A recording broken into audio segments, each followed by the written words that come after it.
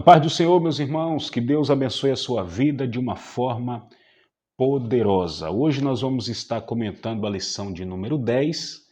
A lição número 10 será ministrada no dia 5 de setembro em todas as igrejas que utiliza a nossa revista Betel Dominical Adultos. E ela traz um tema muito magnífico, como os demais temas. As adversidades não impedem o crescimento do cristão. E hoje nós queremos trazer um resumo de uma forma bem lúcida para você, para que você possa absorver melhor este conteúdo, né? O bispo Samuel Ferreira, ele traz aqui no ponto introdutório, falando que aqueles irmãos ali de Tessalônica, eles viveram, né? Eles vivenciaram o evangelho genuíno, o evangelho puro, diante das adversidades. Mas eles souberam aproveitar as oportunidades que surgiram para viver uma vida de fé em Cristo, né? Em Cristo Jesus, de uma forma exemplar para todos, para que todos observassem e dissessem assim, aquele dali é um seguidor de Jesus, aquela dali é um seguidor de Jesus. Então, para nós entendermos melhor, vamos entrar aqui no primeiro tópico, que é a chegada do evangelho em Tessalônica. Como que o evangelho chegou na cidade de Tessalônica e por quem? Bom, o evangelho chegou na cidade de Tessalônica por um homem chamado Paulo, um dos maiores intérpretes do Novo Testamento depois do Espírito Santo. Então, na sua segunda viagem missionária, juntamente com Silas, né, ele leva ali as boas novas na cidade de Tessalônica e prega ali o evangelho para aquelas pessoas, né? Ele fala de Jesus para aquelas pessoas. E nós vamos entender melhor essa pregação do apóstolo Paulo no 1.1, onde oportunidade e adversidade, ou seja, ele tem oportunidade para pregar o evangelho. O evangelho chega na cidade de Tessalônica, né? Por intermédio de Paulo, e agora ele tem oportunidade, naquela cidade ele tem oportunidade, né, em meio à diversidade, para pregar o evangelho. Então, Paulo e Silas viram uma grande oportunidade para pregar o evangelho. Qual era essa forma que Paulo tinha de pregar o evangelho? Qual foi a oportunidade que Paulo teve para pregar o evangelho? Bom, Paulo tinha um costume, né, de pregar o evangelho durante os sábados. Então, durante 3 sábados seguidos, na sinagoga dos judeus, ele pregava a Cristo, né, falando que Jesus morreu, ressuscitou e vai voltar para buscar o seu povo. Ele pregava uma palavra genuína, uma palavra tremenda. Estou dando aqui um exemplo. Então, diante das oportunidades, né, que a vida nos oferece, o cristão em Cristo Jesus, ele deve saber aproveitá-la e falar de Jesus para aquela pessoa que precisa, para aquela pessoa que necessita. Por quê? Porque mesmo em um contexto de perseguição, como fala aqui o bispo Samuel Ferreira, mesmo em um contexto de perseguição, de provações, os apóstolos tiveram uma visão ampla e perceberam que aquele lugar era um terreno fértil, ou seja, as pessoas estavam abrindo o coração, então eles proclamaram o evangelho, eles pregaram o evangelho para aquelas pessoas. Porque a partir do momento que tiveram a oportunidade, mesmo em meio às perseguições, mesmo em meio a muitas resistências, ele pregou o evangelho, né? Então, o cristão, ele deve perceber, não com os olhos humanos, mas com os olhos da fé, que os campos já estão brancos para a colheita, como fala aqui o bispo Abne, e muitas pessoas estão sedentas para ouvir o evangelho verdadeiro. Para nós entendermos melhor como foi esta oportunidade que Paulo teve e qual foi o seu esforço, nós vamos observar aqui no 1.2, esforço e providência, né? Ele se esforçou e houve também uma providência da parte de Deus para a sua vida. A gente vê isso no relato do Dr. Lucas, né, em Atos dos Apóstolos, no capítulo 17, versículo 2. Por quê? Lucas fala que Paulo prega a palavra aproximadamente 3 sábados consecutivos aqui, ele se esforça para pregar a palavra e tem uma recompensa. Nós observamos que Paulo, ele afirma, né, que em 1 Tessalonicenses capítulo 2 e 9, ele afirma que teve que trabalhar para se manter, ou seja, ele não queria ser pesado aos irmãos, né? Ele não quis ficar na casa de alguém para ser sustentado, não, mas ele foi trabalhar para se manter, para poder pregar o evangelho aos novos convertidos, ensinar aquelas pessoas que não eram cristãs, falar de Jesus para ela. Então Paulo, ele estava em um campo missionário, ele tinha uma responsabilidade muito grande, que era ganhar vidas para Jesus e implantar a igreja.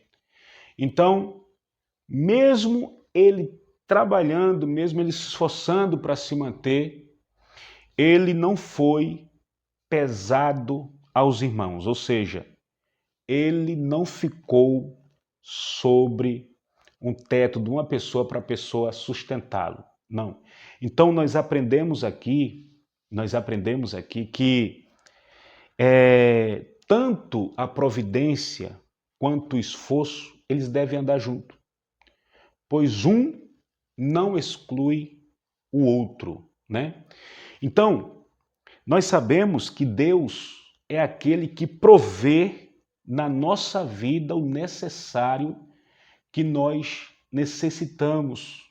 Deus, ele provê.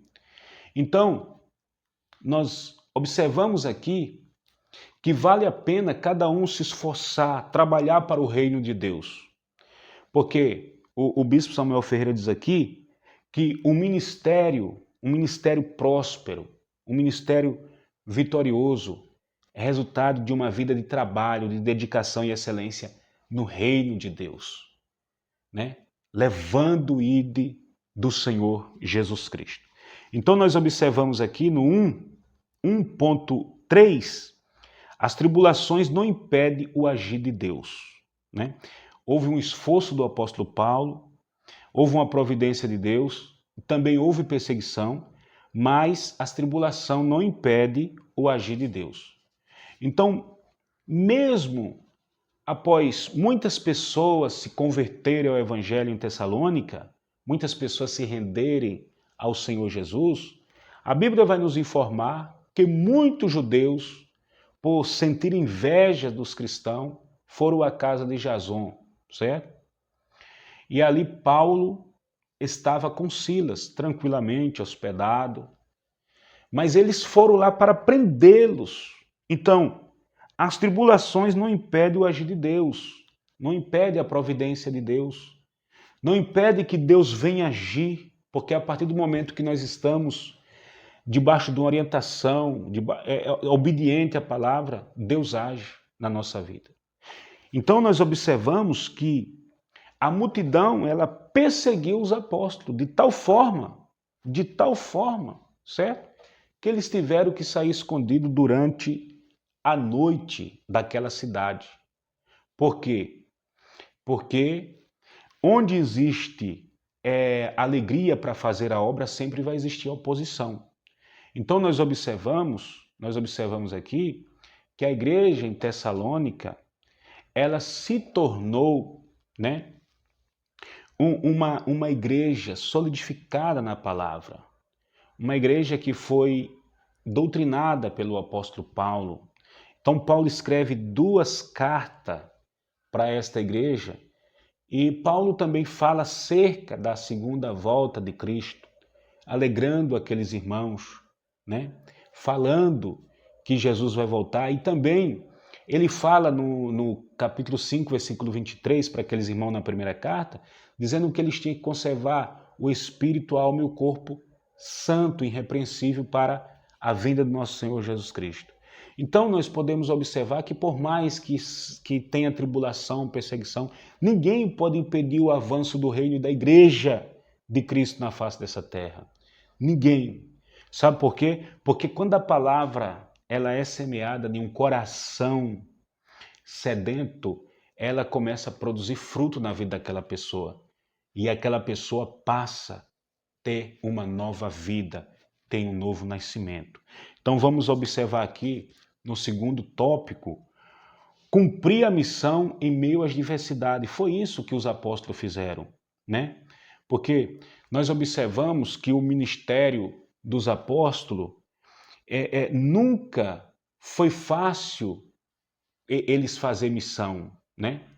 Na verdade, a diversidade ela faz parte de uma vida de um missionário, porque ele está no campo de batalha.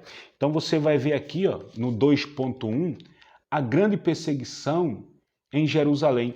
Faz parte, a partir do momento que você está fazendo a obra do Senhor com alegria, você vai se deparar com perseguição contra a sua vida. Então, a Bíblia afirma, em Atos, do capítulo 8, versículo 1 ao 10, que está aí na sua lição, que uma grande perseguição agora se levanta contra a igreja em Jerusalém. Por quê? Porque a igreja estava crescendo, os apóstolos estavam fazendo a obra, né? E agora surgiu as oposição. Então, nós devemos nos atentar que tal perseguição ali aconteceu como um despertar de Deus para a sua igreja, um despertar de Deus para aqueles que estavam mais na zona de conforto, né? Então, nós observamos que o próprio Espírito Santo, como fala aqui o bispo Abner, no capítulo 4 de Mateus, conduziu Jesus ao deserto para ele ser tentado pelo diabo. Ou seja, foi um momento de preparação. Jesus, no plano humano, ele passou por esse momento de preparação, porque ele vence aquela situação como um homem, né? Dentro de uma atmosfera espiritual, houve um pedido de Satanás para prejudicar Jó. E Deus permite que ele vá lá, toque na saúde e nos bens dos filhos de Jó. Então as provações acontecem na vida das pessoas, muitas das vezes, para ensinar, para transformar, para trazer maturidade, para trazer experiência e uma série de coisas sobre a vida daquele cristão. Então, nós observamos que a igreja em Jerusalém, ela, em algum momento, ela tinha que sair da zona do conforto, certo? E ela fazer o ir do Senhor. Ela pregar o evangelho. Então, a igreja do século XXI, ela tem que sair da zona do conforto e ir para o campo missionário, pregar o evangelho do Senhor. A igreja não foi chamada para estar em quatro paredes. A igreja foi chamada para fazer a obra do Senhor. Então, o mundo, ele não pode ser um lugar confortável para o crente. Não. O mundo, ele não pode ser um lugar confortável para o crente. Nós observamos quando o crente ele vai se conformando com o mundo, né? Deus permite uma provação, Deus permite uma situação que é para mostrar para ele que ele não pertence a esse mundo, ele não pode se moldar a este mundo, como fala Paulo no capítulo 12, versículo 2 de Atos. Ele não pode, de Atos não, de Romanos, ele não pode se moldar, mas ele tem que transformar sua mente com um novo entendimento, para que ele possa experimentar qual seja a boa e perfeita vontade agradável, perfeita e boa vontade de Deus para a sua vida. Quando Davi ficou na zona do conforto, a primeira coisa que Davi fez foi cair com Betseba. Então a zona do conforto é um perigo. A zona do conforto é algo muito perigoso. Enquanto Davi estava na guerra, Davi estava vencendo batalhas em nome do Senhor, Davi estava sendo vitorioso, mas quando Davi ficou na zona de conforto, Davi, ele pecou contra Deus. Vamos agora aqui para o 2.2, os Tessalonicenses, exemplo de fidelidade, ou seja, por que esses irmãos, eles traziam esse exemplo de fidelidade, né? Paulo, ele afirma aqui, em 1 Tessalonicenses, capítulo 1, versículo 4 ao 7, que esses irmãos, eles se tornaram exemplo para os irmãos de Macedônia quanto da Acaia. Eles se tornaram referência, eles se tornaram espelho, né? Eles agora eram dignos de serem chamado de imitador, né? Pois eles passaram por muito sofrimento, mas eles receberam a palavra de Deus, guardaram no seu coração, e eles agora tornaram imitadores, lutaram para ser imitador do apóstolo Paulo, assim como Paulo foi do Senhor Jesus Cristo. Então eles se tornaram exemplo de fidelidade. Então, o bispo Abner fala aqui que ser exemplo é ser alguém que se pode espelhar, né? Não devemos seguir os passos do mestre, ou melhor, nós devemos seguir os passos do mestre, ou seja, viver uma vida como ele viveu e amar como ele amou, né? Amar como Jesus amou, amar a mim mesmo e amar o meu próximo. Jesus disse que nós seríamos reconhecidos como os seus discípulos se nós amássemos uns aos outros. Porque se eu digo que amo a Deus e não amo o irmão, eu sou mentiroso. Porque se eu não estou conseguindo amar a meu irmão, como é que eu estou amando a Deus que eu nunca vi, né? Então, os irmãos de Tessalônica, eles se tornaram exemplo de fidelidade. 2.3, fé operante, amor operante, esperança paciente. Então, o bispo Abner fala aqui que ainda ao falar aos Tessalonicenses, Paulo evidencia três qualidades daquela igreja no capítulo 1, versículo 3 de 1 Tessalonicenses. Ele fala sobre fé que gera obra. Fé é fidelidade e atitude. Então, essas três qualidades.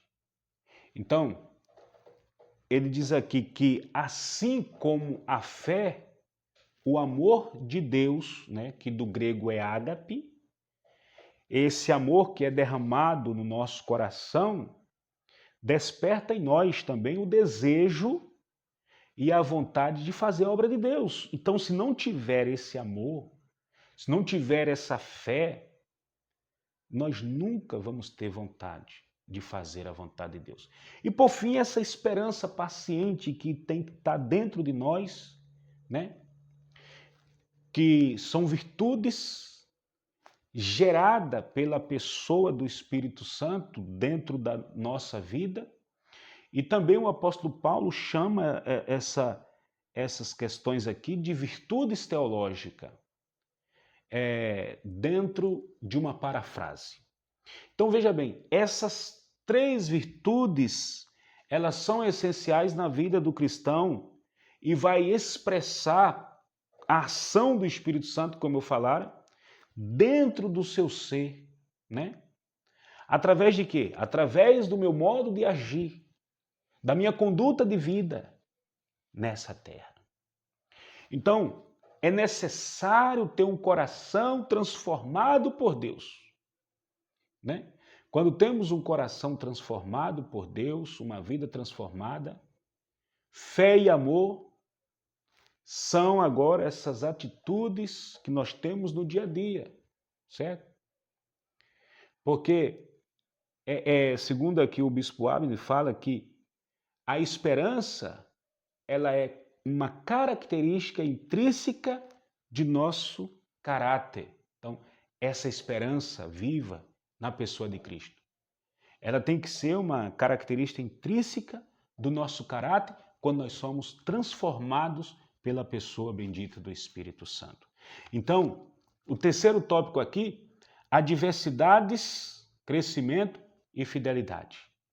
Então, ele fala aqui que mesmo em meio às adversidades, mesmo em meio às dificuldades, Deus apresenta sua fidelidade para com os seus servos e dá crescimento a ele na hora oportuna, na hora necessária. Então, adversidade, crescimento e fidelidade, certo? 3.1, consciência de que a palavra é de Deus. A palavra não é nossa. A palavra é de Deus. Então, em 1 Tessalonicenses, no capítulo 2 e versículo 13, existe uma tensão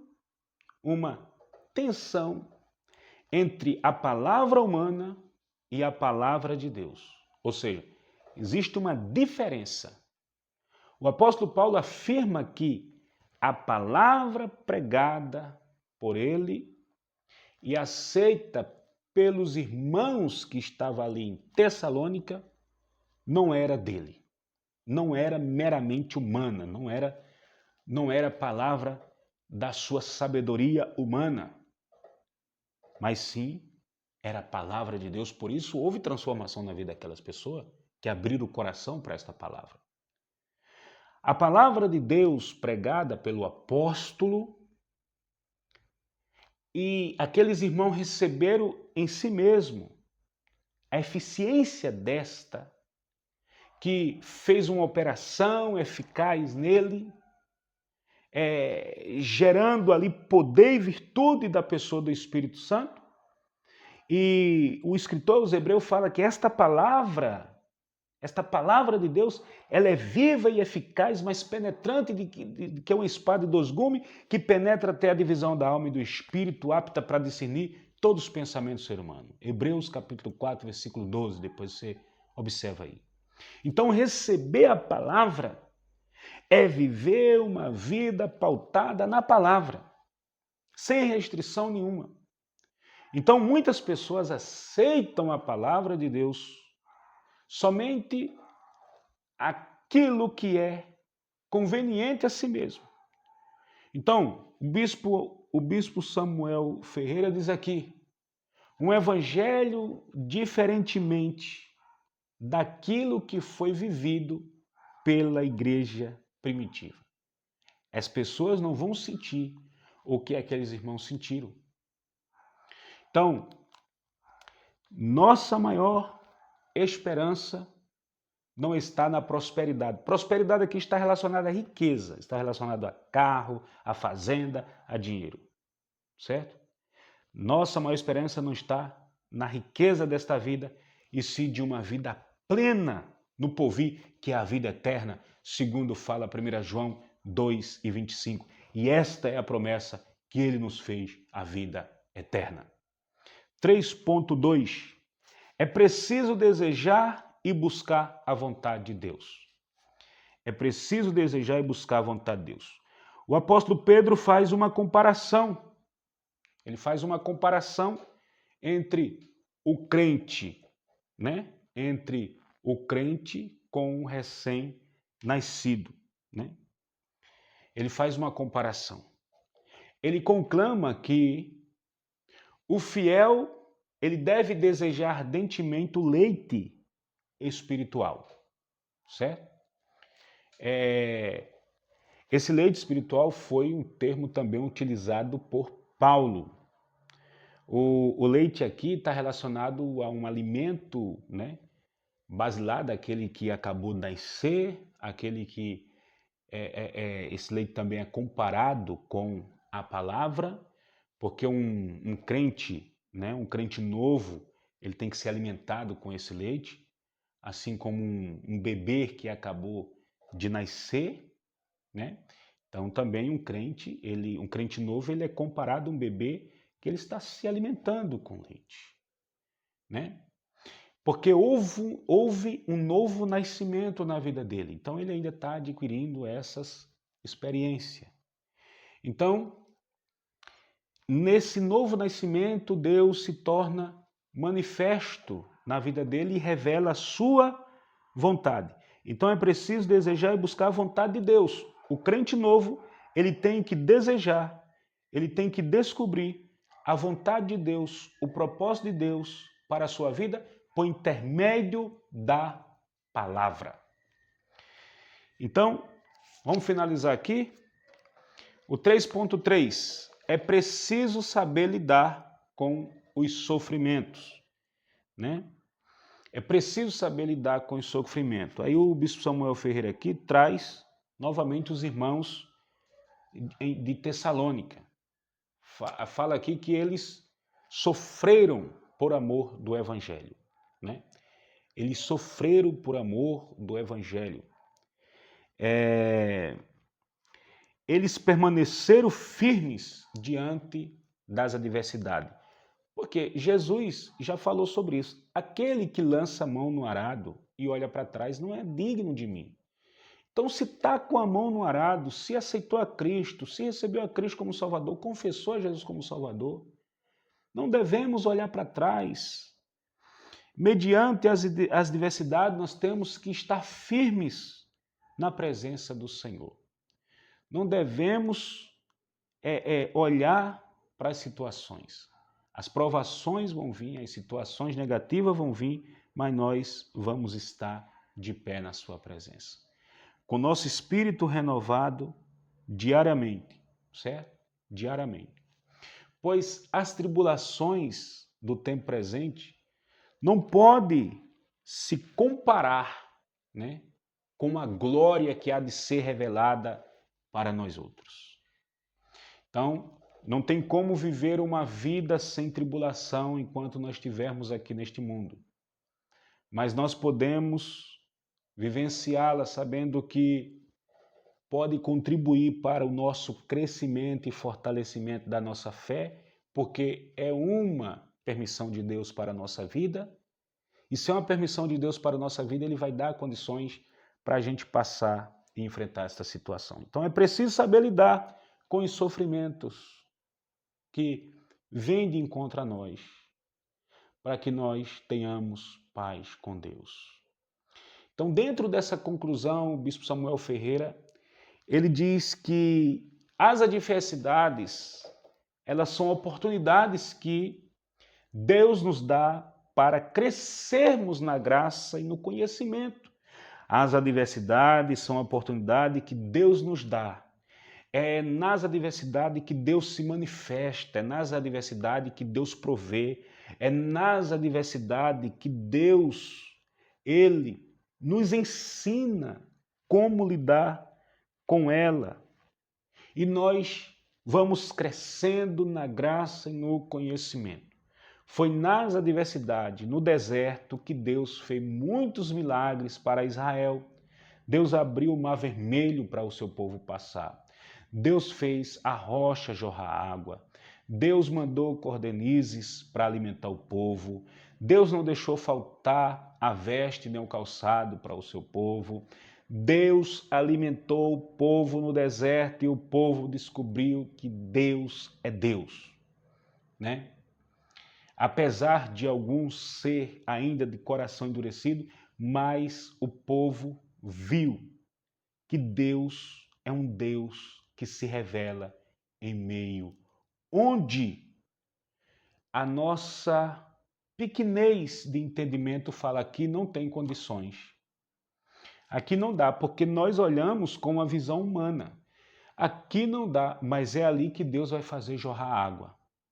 É ali que Deus vai trazer o milagre. É onde todo mundo está dizendo não dá, não dá.